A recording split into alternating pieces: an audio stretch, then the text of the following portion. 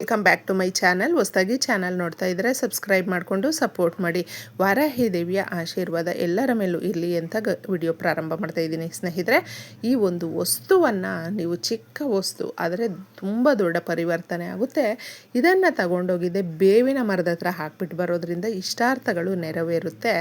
ನಾವು ಬೇವಿನ ಮರವನ್ನು ಶನಿವಾರದ ದಿನ ಈ ಪರಿಹಾರಗಳಿಗೆ ಉಪಯೋಗ ಪಡಿಸ್ಕೊಂಡ್ರೆ ತುಂಬ ಲಾಭವನ್ನು ಕಾಣಬಹುದು. ಯಾಕಂದರೆ ಮಂಗಳವಾರ ಭಾನುವಾರ ನಾವು ವಿಶೇಷವಾಗಿ ನಮ್ಮ ತೋಟಗಳಲ್ಲಿ ಏನಾದರೂ ಇದನ್ನು ಬೆಳೆಸಿದರೆ ಪೂಜೆಗಳನ್ನು ಮಾಡ್ತಾ ಇರ್ತಾರೆ. ಯಾಕಂದರೆ ಅಮ್ಮನವರು, ಅದರಲ್ಲಿ ದುರ್ಗಾದೇವಿ ನಿವಾಸ ಆಗಿರುವಂಥದ್ದು, ಶಕ್ತಿದಾಯಕವಾಗಿರುತ್ತೆ. ಇದನ್ನು ಶನಿವಾರ ಯಾಕೆ ಮಾಡ್ಕೊಳ್ಬೇಕು? ಶನಿವಾರ ನಮಗೆ ಎಷ್ಟೋ ದೋಷಗಳಿಂದ ಅದರಿಂದ ಹೊರಗಡೆ ಬರೋದಕ್ಕೆ, ಎಷ್ಟೋ ಅರ್ಧಾಷ್ಟಮ ಶನಿ ದೋಷಗಳು, ಅದನ್ನು ನಾವು ದೊಡ್ಡ ದೊಡ್ಡ ಪೂಜೆ ಪರಿಷ್ಕಾರಗಳಿಂದ ಮಾತ್ರ ಸಾಧ್ಯ ಆಗುತ್ತೆ ಅಂದ್ಕೊಳ್ತಾ ಇರ್ತಾರೆ. ಅಂತಹವರು ಮುಖ್ಯವಾಗಿ ಶನಿವಾರ ನೀವು ಹೋಗಿ ಬೇವಿನ ಮರದ ಹತ್ರ ಇದೊಂದನ್ನು ಹಾಕ್ಕೊಂಡು ಬಂದರೆ ಎಷ್ಟೋ ಇಷ್ಟಾರ್ಥಗಳು ನೆರವೇರುತ್ತೆ. ನಿಂತಿರುವ ಕೆಲಸ ಕಾರ್ಯಗಳು ಸರಾಗವಾಗಿ ನಡೆಯುತ್ತೆ ಸ್ನೇಹಿತರೆ. ಶನಿವಾರ ಮುಖ್ಯವಾಗಿ ನಾವು ಶನಿವಾರವನ್ನು ನೆನಪಲ್ಲಿಟ್ಕೊಂಡಿದ್ದೆ ನಾವು ಕೆಲಸಕ್ಕೆ ಪ್ರಯತ್ನ ಪಡ್ತಾ ಇದ್ದೀವಿ, ಕಾಂಪಿಟೇಟಿವ್ ಎಕ್ಸಾಮ್ಗೆ ಅಟೆಂಡ್ ಮಾಡ್ತಾ ಇದ್ದೀವಿ, ಅಥವಾ ಬಿಸ್ನೆಸ್ಗೆ ನಾವು ಪ್ರಾರಂಭ ಮಾಡೋದಕ್ಕೆ ಒಂದು ಪ್ಲ್ಯಾನನ್ನು ಮಾಡ್ಕೊಳ್ತಾ ಇದ್ದೀವಿ. ಏನೋ ಒಂದು ನಮ್ಮ ಕರಿಯರ್ ಲೈಫ್ಗೆ, ನಮ್ಮ ಲೈಫಲ್ಲಿ ಏನೋ ಒಂದು ಕೆಲಸ ಮಾಡಬೇಕು, ಅದನ್ನು ಸ್ಟ್ರಾಂಗಾಗಿ ಅದಕ್ಕೆ ಬೇಕಾಗಿರುವಂಥ ಪ್ರಿಪ್ರೇಷನ್ ಮಾಡ್ಕೊಳ್ತಾ ಇದ್ದೀವಿ ಅನ್ನುವಂಥವರು ಶನಿವಾರದ ದಿನ ಮುಖ್ಯವಾಗಿ ಆಂಜನೇಯ ಸ್ವಾಮಿಯ ದೇವಸ್ಥಾನದಲ್ಲಿ ಮಲ್ಲಿಗೆ ಎಣ್ಣೆಯ ದೀಪಾರಾಧನೆ ಮಾಡ್ಕೊಳ್ತಾ ಬನ್ನಿ, ಇಷ್ಟಾರ್ಥಗಳು ನೆರವೇರುತ್ತೆ. ಇನ್ನು ಮುಖ್ಯವಾಗಿ ಶನೇಶ್ವರನ ಒಂದು ಶನಿವಾರದ ದಿನ ಅಂತಲೇ ಹೇಳ್ತೀವಿ. ಶನೇಶ್ವರನಿಗೆ ಇಷ್ಟವಾಗುವಂಥ ಕೆಲಸಗಳನ್ನು ನಾವು ಮಾಡಿದ್ರೆ ಸಾಕು.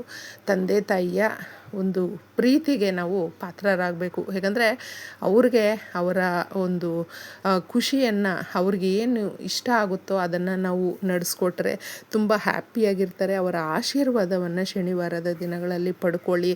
ಮುಖ್ಯವಾಗಿ ಕಾಗೆಗಳಿಗೆ ಆಹಾರವನ್ನು ಕೊಡಿ. ಹಸು ಪಕ್ಷಿ ಪ್ರಾಣಿಗಳಿಗೆ ಶನಿವಾರದ ದಿನ ಏನಾದರೂ ಆಫರ್ ಮಾಡಿ ಸ್ನೇಹಿತರೆ. ಆ ದಿನ ಮಾಡುವಂಥ ಒಂದು ದಾನ ಧರ್ಮ ಏನೇ ಇರಬಹುದು, ಅದು ನಮ್ಮನ್ನು ಕಷ್ಟದಿಂದ ಪಾರು ಮಾಡುತ್ತೆ. ಸಮಸ್ಯೆಗಳು ಪ್ರತಿ ಸಾರಿ ಕಾಡ್ತಾ ಇದ್ದಾಗ ಅದರಿಂದ ನಾವು ಆರಾಮಾಗಿ ಹೊರಗಡೆ ಬರಬಹುದು. ಇನ್ನು ಮುಖ್ಯವಾಗಿ ಶನಿವಾರದ ದಿನಗಳಲ್ಲಿ ನೀವು ಮನೆಗೆ ಎಣ್ಣೆ ಪದಾರ್ಥಗಳನ್ನು ಹಾಗೂ ಸಾಸುವೆಯನ್ನು, ಕಲ್ಲುಪ್ಪನ್ನು, ಕಬ್ಬಿಣದ ವಸ್ತುಗಳನ್ನು, ವುಡನ್ ವಸ್ತುಗಳನ್ನು ತಗೊಂಡು ಬರಬೇಡಿ. ಎಣ್ಣೆ ಪದಾರ್ಥಗಳನ್ನು ಕೂಡ ಸೇರಿಸಿ ತಗೊಂಡು ಬರಬಾರ್ದು ಶನಿವಾರದ ದಿನಗಳಲ್ಲಿ. ಆ ರೀತಿ ತಗೊಂಡು ಬಂದರೆ ಶನಿ ದೋಷಗಳು ಇನ್ನೂ ಜಾಸ್ತಿ ಆಗುತ್ತೆ.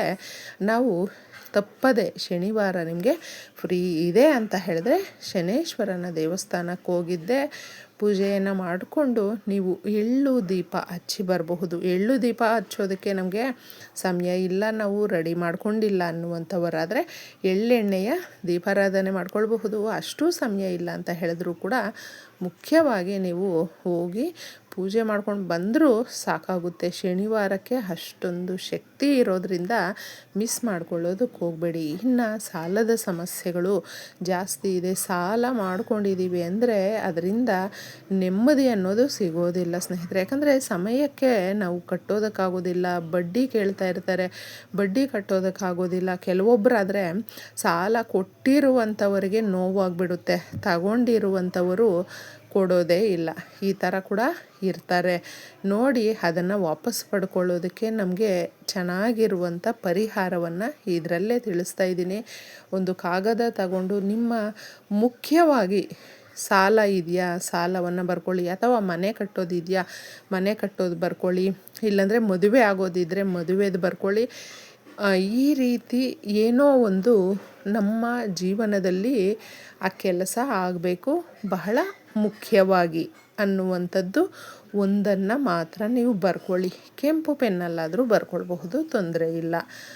ಈ ಥರ ಬರೆದಿದ್ದೆ ಸ್ವಲ್ಪ ನೀವು ಸಾಸುವೆಯನ್ನು ಹಾಕಿ. ಸಾಸುವೆ ನರದೃಷ್ಟಿಯನ್ನು ತೆಗೆಯುತ್ತೆ. ನರದೃಷ್ಟಿ ಅನ್ನುವಂಥ ಅದರಲ್ಲಿರುವಷ್ಟು ಡೇಂಜರ್ ಯಾವುದರಲ್ಲೂ ಇರೋದಿಲ್ಲ. ಏಕೆಂದರೆ ನಾವು ಏನೇ ತಗೊಂಡ್ರೂ ಕೂಡ ಅಸೂಯೆ ಪಡುವಂಥವರು ಸಾಕಷ್ಟು ಇರ್ತಾರೆ, ಹೊಟ್ಟೆ ಉರಿ ಬೀಳ್ತಾ ಇರ್ತಾರೆ. ನಮಗಿಂತ ಚೆನ್ನಾಗಾಗ್ಬಿಟ್ರು, ಮುಂದೆ ಹೋಗ್ತಾ ಇದ್ದಾರೆ ಅಂತಂದ್ಬಿಟ್ಟು ಅದನ್ನು ತೆಗೆಯುವಂಥ ಕೆಲಸ ಮಾಡುತ್ತೆ. ಕಲ್ಲುಪ್ಪನ್ನು ತಗೊಳ್ಳಿ, ಹಣಕಾಸಿನ ಸಮಸ್ಯೆಗಳನ್ನು ಬಗೆಹರಿಸುತ್ತೆ. ಸ್ವಲ್ಪ ಒಣಮೆಣಸಿನಕಾಯಿಯನ್ನು ತಗೊಳ್ಳಿ, 1-3 ಎಷ್ಟಾದರೂ ತಗೊಳ್ಬಹುದು. ತಗೊಂಡಿದೆ ತೊಟ್ಟು ತುದಿ ಮುರಿಬೇಡಿ. ಹಾಗೆ ಬೆಳ್ಳುಳ್ಳಿ ಎಸಳನ್ನು 1-2 ಹಾಕ್ಕೊಳ್ಳಿ. ಸ್ವಲ್ಪ ಕುಂಕುಮವನ್ನು ಹಾಕ್ಕೊಳ್ಳಿ. ಇದರಲ್ಲಿ ತಿಳಿಸಿರುವಂಥದ್ದು ಕುಂಕುಮ ಬಂದು ದುರ್ಗಾದೇವಿಗೆ ಇಷ್ಟ ಆಗುವಂಥದ್ದು. ನಾವು ಬೇವಿನ ಮರದ ಹತ್ರ ಹಾಕ್ತಾ ಇರೋದ್ರಿಂದ ದುರ್ಗಾದೇವಿಯ ಆಶೀರ್ವಾದ ಕೂಡ ಪಡ್ಕೊಳ್ಬೇಕು ಅನ್ನೋದಕ್ಕೆ ಕುಂಕುಮವನ್ನು ಕೂಡ ನಾವು ಬಳಸ್ತಾ ಇದ್ದೀವಿ. ಎಷ್ಟೋ ಜನಕ್ಕೆ ನಾವು ಪ್ರೀತಿಯಿಂದ ಮಾತಾಡಿದ್ರು ನಮ್ಮನ್ನು ದೂರ ಇಟ್ಟಿರ್ತಾರೆ. ಅವರು ನಮ್ಮ ಒಂದು ಲೈಫಲ್ಲಿ ಇರಬೇಕು ಅಂತ ನಾವು ಬಯಸ್ತಾ ಇರ್ತೀವಿ. ಅಂತಹವರಿಗೋಸ್ಕರ ಕೂಡ ಇದರಲ್ಲಿ ಹಾಕಿರುವಂಥ ಬೆಳ್ಳುಳ್ಳಿ ಕೆಲಸ ಮಾಡುತ್ತೆ. ಎಷ್ಟೋ ಬಾಯಿ ಮಾತಲ್ಲಿ ಬಿಟ್ಬಿಟ್ಟಿರ್ತಾರೆ, ನೋಡೋದಿಲ್ಲ, ಒಂದು ಮನೆಗೂ ಬರೋದಿಲ್ಲ. ಅವರನ್ನು ನಾವು ಮಿಸ್ ಮಾಡ್ಕೊಳ್ಳೋದಕ್ಕೆ ಇಷ್ಟಪಡೋದಿಲ್ಲ. ಅವರು ನಮ್ಮ ಜೀವನದಲ್ಲಿ ಬಹಳ ಮುಖ್ಯವಾಗಿರುವಂಥ ವ್ಯಕ್ತಿ ಅಂತ ನಾವು ಯಾರನ್ನೋ ಅಂದ್ಕೊಂಡಿರ್ತೀವಿ ನೋಡಿ. ಅಂತಹವರಿಗೆ ಅವರು ನಮಗೆ ಆರಾಮಾಗಿ ನೀಟಾಗಿ ಏನು ತೊಂದರೆ ಇಲ್ಲದೆ ಚೆನ್ನಾಗಿ ಮಾತಾಡಿಕೊಂಡು ಸಂಬಂಧವನ್ನು ಉತ್ತಮವಾಗಿ ಇಟ್ಕೊಂಡಿರೋದಕ್ಕೂ ಕೂಡ ಬೆಳ್ಳುಳ್ಳಿ ಎಸಳು ಅನ್ನುವಂಥದ್ದು ಕೆಲಸ ಮಾಡುತ್ತೆ. ಅಂದರೆ ನಿಮ್ಮ ಯಜಮಾನರು ಇರಬಹುದು, ಹೆಂಡತಿ ಇರಬಹುದು, ಅಥವಾ ಮಕ್ಕಳೇ ಇರಬಹುದು, ಸಂಬಂಧಿಕರು ಇರಬಹುದು, ಫ್ರೆಂಡ್ಸ್ ಇರಬಹುದು, ಯಾರೇ ಇರಬಹುದು, ಅವರು ನಮ್ಮ ಜೊತೆ ಚೆನ್ನಾಗಿರಬೇಕು ಅನ್ನೋದಕ್ಕೂ ಕೂಡ ಬೆಳ್ಳುಳ್ಳಿ ಎಸಳು ಸಹಾಯ ಮಾಡುತ್ತೆ. ಇದರಲ್ಲಿ ತಿಳಿಸಿರುವಂಥ ಎಲ್ಲ ವಸ್ತುಗಳನ್ನು ಕೂಡ ಸ್ವಲ್ಪ ಸ್ವಲ್ಪ ಹಾಕಿಬಿಟ್ಟಿದ್ದೆ ಪೊಟ್ಣವನ್ನು ಕಟ್ಟಬೇಕು. ಕಟ್ಟಿದ್ದೆ ಮನೆಯ ಹೊರಗಡೆ ಬಂದು ನೀವು ನಿಂತ್ಕೊಂಡು ನಿಮ್ಮ ಪ್ರಾಂತ್ಯದಲ್ಲಿ ಯಾವ ರೀತಿ ದೃಷ್ಟಿ ತಗೊಳ್ತೀರೋ ಆ ಥರ ನೀವು ತಗೊಳ್ಬಹುದು. ಕ್ಲಾಕ್ ವೈಸು, ಇಲ್ಲಾಂದರೆ ಮೇಲಿಂದ ಕೆಳಗಡೆ, ಇಲ್ಲಾಂದರೆ ತಲೆಯ ಸುತ್ತು, ಈ ಥರ ನೀವು ಸುತ್ತಿಬಿಟ್ಟಿದ್ದೆ ಸಂಜೆ 6 ಗಂಟೆಯ ಒಳಗಡೆ ಸ್ನೇಹಿತರೆ. ಯಾಕಂದರೆ ಮತ್ತೆ ರಾತ್ರಿ ಆಗ್ತಾ ನಾವು ಗಿಡ ಮರಗಳ ಹತ್ರ ಹೋಗಬಾರ್ದು. ಅಲ್ಲಿ ಹೋಗ್ಬಿಟ್ಟಿದೆ ಈ ಥರ ನೀವು ಫಸ್ಟು ನಿಮ್ಮ ಮನೆ ಮುಂದೆ ದೃಷ್ಟಿ ತಗೊಂಡು ಆ ಪೊಟ್ಣವನ್ನು ತಗೊಂಡೋಗಿ ಬೇವಿನ ಮರದ ಹತ್ರ ಹಾಕುವಾಗ ಸಂಕಲ್ಪ ಮಾಡಿಕೊಂಡು ಕೇಳಿಕೊಂಡು ನಮ್ಮ ಇಷ್ಟಾರ್ಥಗಳು ನೆರವೇರಿಸು, ಕಷ್ಟಗಳಿಂದ ಪಾರು ಮಾಡು ತಾಯಿ ದುರ್ಗಾದೇವಿ ಅಂತ ಕೇಳಿಕೊಂಡಿದ್ದೆ. ಈ ಒಂದು ಪೊಟ್ಟಣವನ್ನು ಅದರಲ್ಲಿ ಅಂದರೆ ಆ ಬುಡದ ಹತ್ತಿರ ಹಾಕಿಬಿಟ್ಟಿದ್ದೆ ನೀವು ವಾಪಸ್ ಬರಬೇಕು. ಹಿಂತಿರುಗಿ ನೋಡಬಾರ್ದು. ಯಾಕಂದರೆ ಸಮಸ್ಯೆಗಳು ಎಲ್ಲವೂ ಒಪ್ಸಿರ್ತೀರ, ಆ ಬುಡದ ಹತ್ರ ಹಾಕಿಬಿಟ್ಟು ವಾಪಸ್ ಬರ್ತೀರ. ಒಬ್ಬೊಬ್ರಿಗೆ ಕ್ಯೂರಿಯಸ್ ಜಾಸ್ತಿ, ಹಿಂದೆ ತಿರುಗಿಬಿಟ್ಟು ನೋಡ್ತಾರೆ. ಆ ಥರ ಮಾಡೋದಕ್ಕೆ ಹೋಗಬೇಡಿ. ಸೀದಾ ನಿಮ್ಮ ಕೆಲಸ ಆದಮೇಲೆ ವಾಪಸ್ ಬಂದು ಮನೆ ಹತ್ರ ಕೈ ಕಾಲು ಮುಖ ತೊಳ್ಕೊಂಡು ಆಮೇಲೆ ಮನೆ ಒಳಗಡೆ ಹೋಗಿ. ಇಷ್ಟು ಮಾಡ್ಕೊಳ್ಳಿ.